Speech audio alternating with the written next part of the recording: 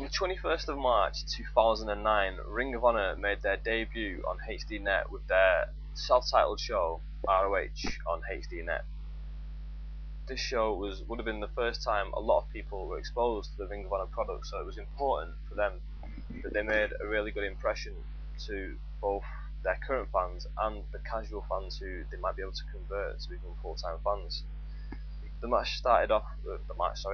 The show started off with a bunch of opening credits where, like, they just showed little clips of old Ring of Honor matches, just little bits of action, nothing major. It was just, yeah, just showing moves by wrestlers and yeah, just stuff like that. Then Mike Cochran and Dave Prazak come on the screen and they introduce us to the show. They say that Ring of Honor is all about athleticism and professionalism and sportsmanship and stuff like that. And basically says that the show's better than the company's better than other wrestling companies because they have the better athletes, the better wrestlers, and stuff with that effect. Then they also talk about how they have the code of honor and how wrestlers have to shake hands before the match, and there's a code of honor that they have to abide by, which doesn't even last to the end of the show, but that's all part of the gimmick, which is, I think, a good thing. The first match is Delirious versus Jerry Lynn. Before it, they both cut promos. Delirious is him just making a lot of noises, sticking to his gimmick, just a delirious person, I suppose. Jerry Lynn, in his, he says that he's a 20-year veteran and that he has the advantage over Delirious because he's all there in the head as well as having the experience edge. The match is pretty good. It goes back and forth. Both men show you a decent set of moves. There's no botches that I remember in the match. Lynn gets the win by Delirious, whips him into the corner. Delirious then goes to follow up with a clothesline, but Lynn ducks underneath him.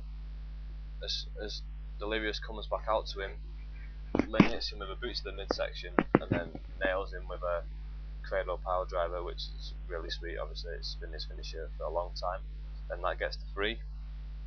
Yeah, really decent match. Then Tyler Black cuts a promo on Jimmy Jacobs, basically saying he wants revenge on him for Jimmy Jacobs turning evil, basically. I'm not a big fan of Tyler Black, so during this I was a bit whatever, let's hurry up this through, so I didn't get the most out of this segment, I've got to be honest. Next comes Sami Callaghan against Kenny King. Kenny King gets the win in this with a coronation. I've got to say, in this match, Kenny King put on the performance of the night. He was really good.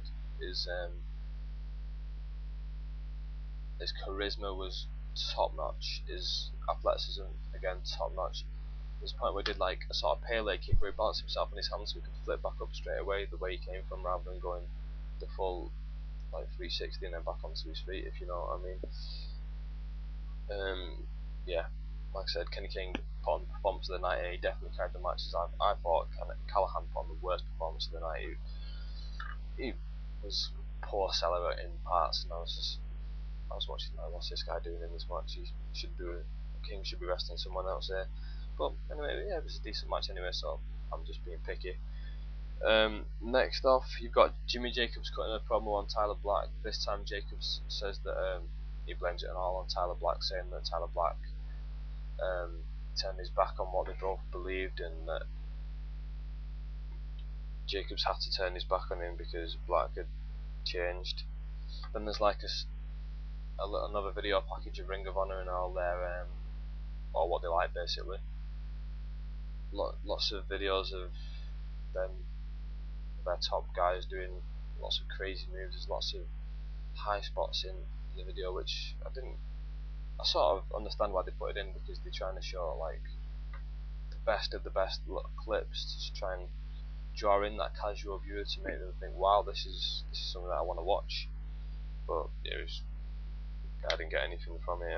I thought it was, for me anyway, for fans of the products, I thought it was a bit pointless of putting it in. What was next? Yeah, next you got Rhett Titus versus Brent Albright. I've got to say from the start, I'm a big fan of Rhett Titus. I'm a big fan of the Addicted to Love Rhett Titus gimmick. Before it, they both got promos. Rhett Titus put over the fact that the thrust is a must. That made me laugh. Like, doesn't make me laugh so much, but it's something that does make me chuckle from time to time when he does his little shtick. Then Brent Albright, his opponent, cut a promo, and he basically said that when you're in the ring with Brent Albright, you got just one choice: you either tap out or you get out. So I don't know if Bryan Danielson was anything to do with this, but obviously he ripped that off when he went to WWE and next, saying that with Daniel Bryan either tap out or either tap or snap. So yeah, is that stolen? I don't know. One of you might be able to clear that up for me. Next off, yeah, what I've got to say about this match. Brent Albright won the match with a German suplex, which he then crossed over into a crowbar armbar, which was really sweet. It was a really good match, I've got to say. I say really good quite a lot, I'm sorry about that. I need to be more articulate with my words. I should get better, I'm sorry. Yeah, it's a fantastic performance from both guys. Rhett Titus, he's one big walking innuendo. If I've got to explain it to anyone who's not seen the gimmick before, I probably have to say that he's like really Shawn Michaels on acid or something like that. He's just one big walking innuendo. During the match, he'd have Albright in a hold, and he'd just start thrusting towards him. It's funny stuff. It's not too comical. It doesn't take away from the match. It's just his gimmick, and it adds to the match, in my opinion. Yeah, then there's a little video package after the match. There's a little video package showing how Tyler Black and Jimmy Jacobs used to be tag team partners. They've been building all night for this main event. This is the thing that they've been aiming for. And now, obviously, looking back, you know that Tyler Black's the world champion, and that obviously they were building towards him being the main guy. So him being in the main event at the first night, you guys can tell what's coming. Obviously, he wins the match.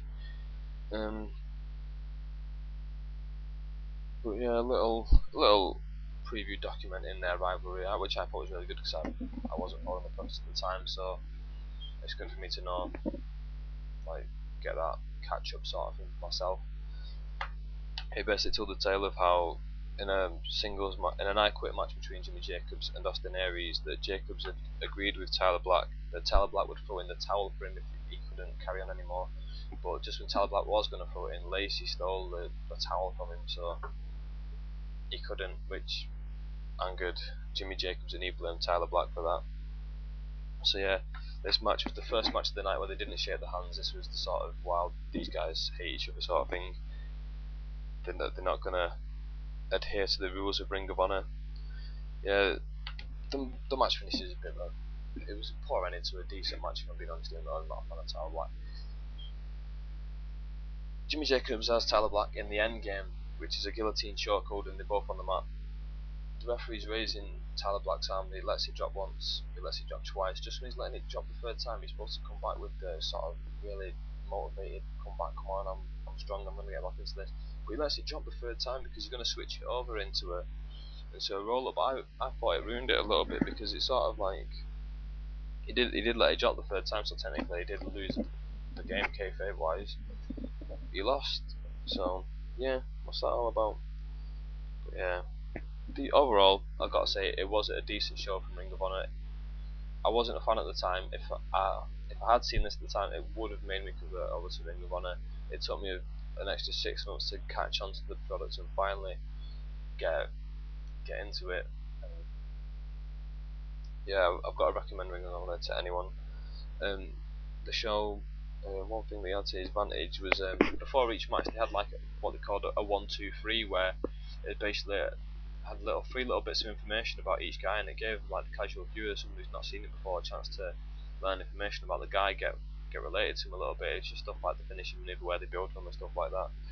Overall, I'll give the show something like a 6 out of 10 because it was pretty decent. It didn't have like the star power like the Paddy McGuinness or Nigel McGuinness, or like the Bryan Danielson, like the main stars of the company at the time, or the